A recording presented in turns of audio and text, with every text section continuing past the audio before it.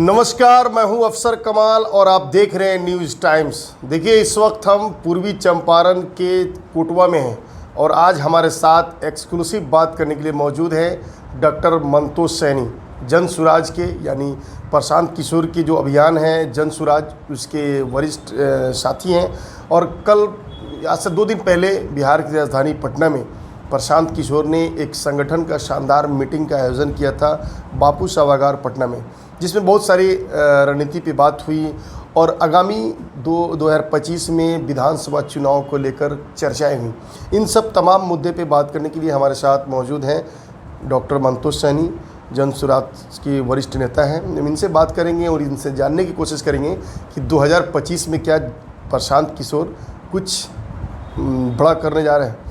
Sir, news times में आपका स्वागत है। जी, बहुत बहुत धन्यवाद। नमस्कार आपको, आपके न्यूज़ चैनल और इस चैनल से जुड़े सभी दर्शकों का मेरे तरफ से बहुत बहुत जो है हार्दिक अभिनंदन और स्वागत है। कल का 2 दिन पहले आपके नेता ने संगठनिक मीटिंग बुलाया था जिसमें आप भी मौजूद थे। चंपारण से काफ़ी लोग गए थे। क्या लग रहा है, कुछ स्ट्रेटेजी को लेकर चर्चा हुई और 2025 की प्लानिंग हुई? जी, जन सुराज के द्वारा जो है लगातार लोगों को संगठित किया जा रहा है। ग्राउंड लेवल पर काफ़ी संख्या में लोग जो है जन सुराज से जुड़ रहे हैं।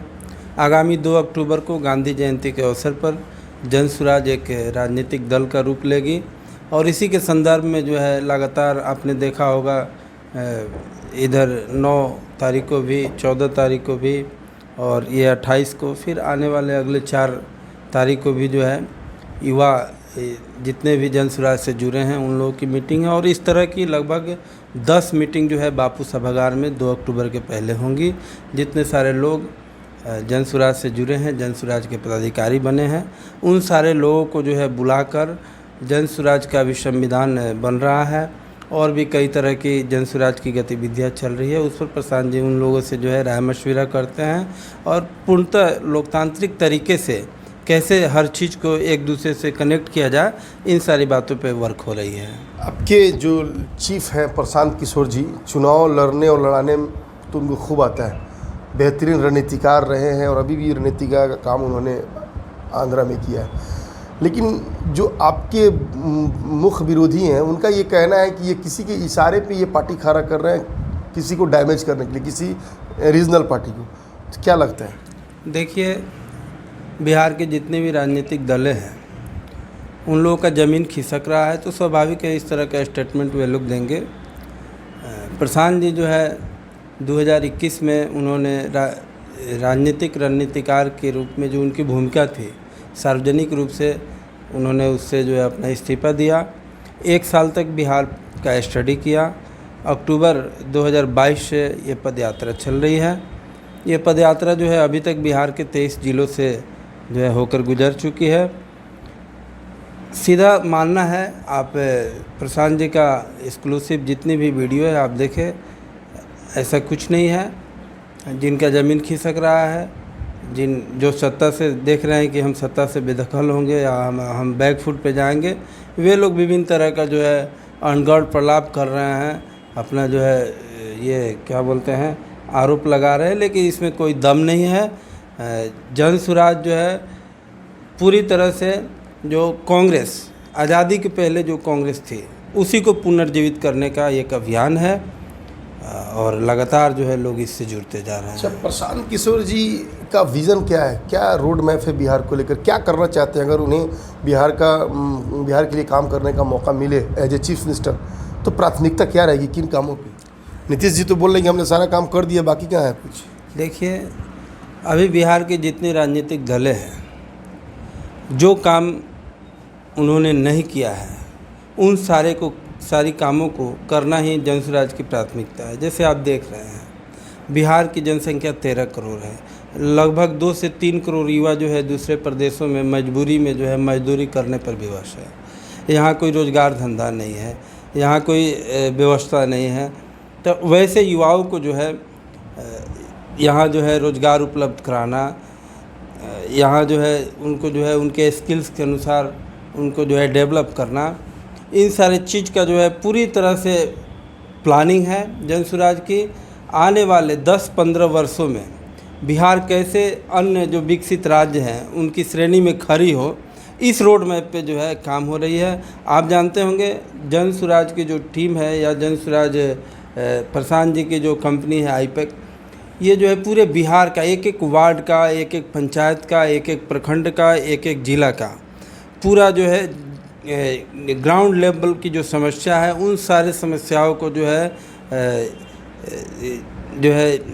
एक पंक्ति में जो है सजाया गया है और उन पर जो है काम किया जा रहा है। उन समस्या का आने वाले 10-12 साल में कैसे समाधान हो, बिहार में कैसे व्यवस्था परिवर्तन हो, बिहार से कैसे बेरोजगारी, पलायन, भ्रष्टाचार, इन सब चीज़ों को कैसे दूर किया जाए, ये सब काम। लोगों के मन में ये भी चल रहा है ना कि किसी भी चुनाव से पहले जो बड़े नेता हैं बहुत सारे मुंगेरी लाल के सपने दिखाते हैं कि मैं आऊँगा तो ये करूँगा वो करूँगा, और चुनाव जीतते उसके बाद से फिर वो चर्चा ख़त्म हो जाती है। तो ऐसा तो नहीं कि प्रशांत जी का भी यही ट्रैक रहा है? देखिए, प्रशांत जी को जो लोग जानते हैं वे लोग अच्छी तरह से जानते हैं कि प्रशांत जी अन्य नेताओं से बिल्कुल अलग है। आप देखें, मात्र 10 साल में भारत के कम से कम 6 राज्यों में उनके सहयोग से, उनके कंधा लगाने से सरकार बनी। यहाँ तक कि 2014 में केंद्र में बीजेपी की सरकार जो है उसके लिए प्रशांत जी ने जो है पूरे देश स्तर पर कैंपेन किया था और उन्होंने देखा कि जो है नेताओं और दलों को जिताने से जनता का भला नहीं होगा। उन्होंने देखा जिस प्रारूप पर, जिस समस्या को, जिस प्रॉब्लम को मुद्दा बना के वे राजनीतिक दलों को मदद करते थे या उसका रोड मैप बनाते थे, जब वो राजनीतिक दल सत्ता में आती थी तो फिर वो पहले जिस हिसाब से काम करती थी उसी हिसाब से जो है अपना रूट पकड़ लेती थी। पत्रकार के रूप से अपने इस्तीफा दिया और उन्होंने सोचा कि मैं बिहार में जन्मा हूँ, बिहार में पला बड़ा हूँ, बिहार के मिट्टी का मुझ पर कर्ज है, मैं अब जो है राजनीतिक दलों का हाथ नहीं पकड़ूंगा, मैं बिहार की जनता का हाथ पकड़ूंगा। और देखिए, भारत के इतिहास में कोई ऐसा नेता अभी तक पैदा नहीं हुआ हो कि लगातार इतनी लंबी पदयात्रा करे, इतनी लंबा समय तक जनता से जुड़े, जनता के हर समस्या को जाने। तो ये अपने आप में एक बड़ा, समझिए कि इतिहास परिवर्तन करने का समय है। एक बड़ा इवेंट होगा पूरे बिहार में और व्यवस्था परिवर्तन होके रहेगा। अच्छा, अभी कुछ दिन पहले हज भवन पटना में अल्पसंख्यक की भी मीटिंग को बुलाया था आपकी नेता ने, तो क्या लगता है इस चीज़ को हम लोग राजनीतिक लें और एक बड़े पार्टी के वोट बैंक की सेंधमारी की कोशिश है? देखिए, ये आप जानते हैं बिहार में जो है 2-3 तरीक़ों से जो है मतदान होता है। जो बीजेपी के सपोर्टर है वो जंगल राज का भय दिखा के वोट लेते हैं। जो आरजेडी के सपोर्टर है वे लोग जो है बीजेपी का भय दिखाकर वोट लेते हैं। इस तरह से ये सिस्टम अभी तक चल रहा है। यहाँ जाति पात धर्म संप्रदाय पे जो है मतदान होता है, उसी चीज़ों को बदलने का प्रयास है।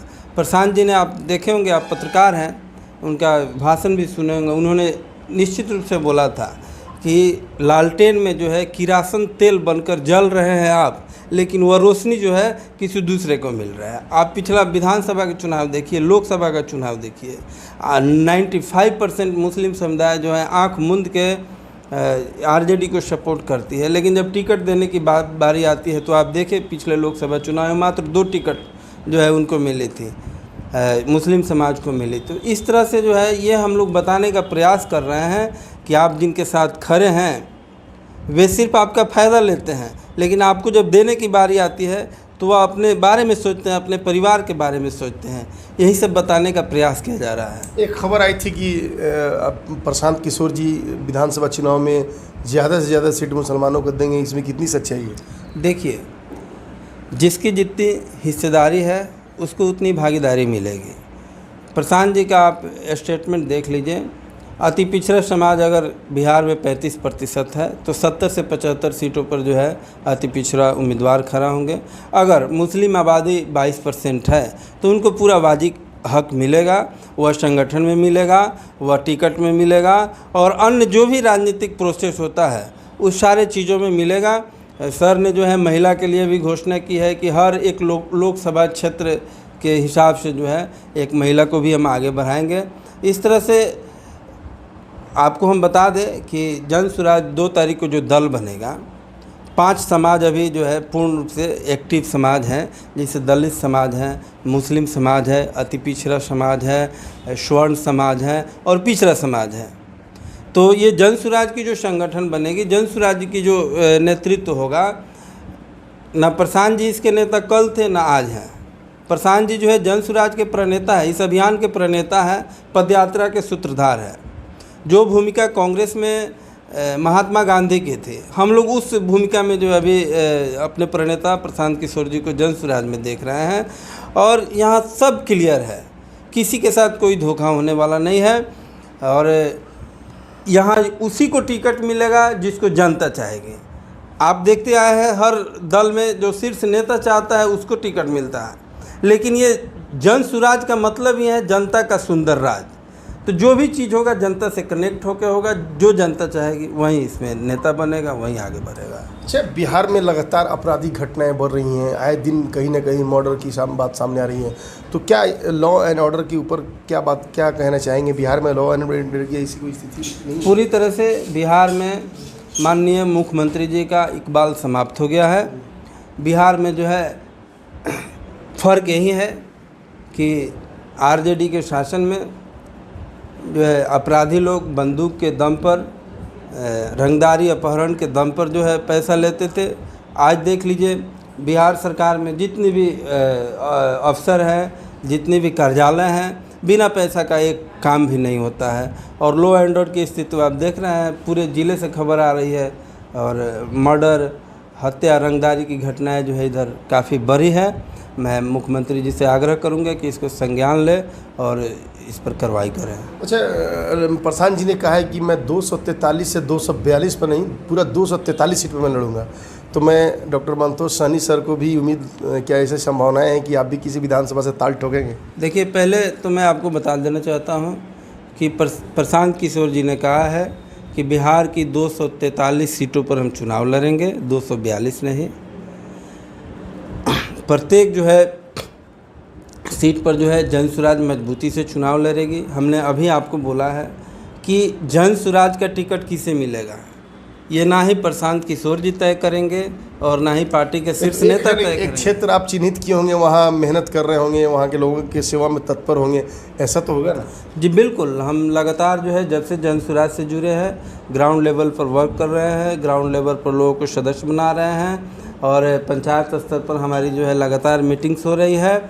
अगर कल्याणपुर विधानसभा की जनता मुझ पर विश्वास की और जो सर्वेक्षण होगा, जो वोटिंग्स होगी जन सुराज की, उसमें अगर कल्याणपुर विधानसभा की जनता अगर चाहेगी तो निश्चित रूप से मैं यहाँ का नेतृत्व करना चाहूँगा। अगर आपको पार्टी ने भरोसा किया, आपको टिकट दिया अगर कल्याणपुर से, अगर आप विधायक बन जाते हैं, कल्याणपुर के लिए काम करने का मौका मिलता है, तो क्या लगता है कि पहली प्राथमिकता किस काम को लेके होगी? आपके मन में है कि मैं विधायक बनूँ तो सबसे पहले इस काम को मैं कर दूँ? देखिए, हम लोगों का जो विज़न है वह स्पष्ट है। जन सुराज का एक ही विज़न है, वही मंतोष जी का भी विज़न है कि हमारे यहाँ जो बेरोजगारी है, जो भ्रष्टाचार है, जो पलायन है, जो अशिक्षा है, जो चिकित्सा व्यवस्था है, इन सारी चीज़ों में आमूलचूल परिवर्तन करे, यही जन सुराज का लक्ष्य है। और इसमें निश्चित रूप से हम लोग कंधा से कंधा मिला के इन सारी समस्याओं को दूर करने के लिए प्रयासरत रहेंगे, प्रयास कर रहे हैं, आगे भी करते रहेंगे। अच्छा, मेरे माध्यम से आखिर में ये पूरे कर रहे हैं, आगे भी करते रहेंगे। अच्छा, मेरे माध्यम से आखिर में ये पूरे ज़िलेवासी खास करके कल्याणपुर के लोगों से क्या अपील करना चाहेंगे? हम अपने कल्याणपुर विधानसभा वासियों से यही अपील करना चाहेंगे कि आप सभी जात पात, धर्म, संप्रदाय से ऊपर उठिए, बिहार को आगे ले जाने का मन बनाइए और इन सारे चीज़ों को अलग करके बिहार में जो है एक माहौल बनाइए कि बिहार में लोग जो है मतदान शिक्षा पर करे, स्वास्थ्य पर करे, बेरोजगारी के खिलाफ करे, भ्रष्टाचार के खिलाफ करे। यही हम अपील करना चाहेंगे अपने विधानसभा वासियों से। बहुत बहुत शुक्रिया हमसे बात करने के लिए। जैसा कि आप देख रहे थे कि जन सुराज के वरिष्ठ नेता प्रशांत किशोर के बेहद विश्वसनीय सिपाही डॉक्टर मंतोष सहनी जी से हमारी बात हो रही थी। इन्होंने साफ तौर पे कहा कि अगर इन्हें मौका मिलता है सेवा करने का तो सबसे पहली प्राथमिकता भ्रष्टाचार, बेरोजगारी को दूर करनी होगी। अफसर कमाल, न्यूज़ टाइम्स, कोटवा।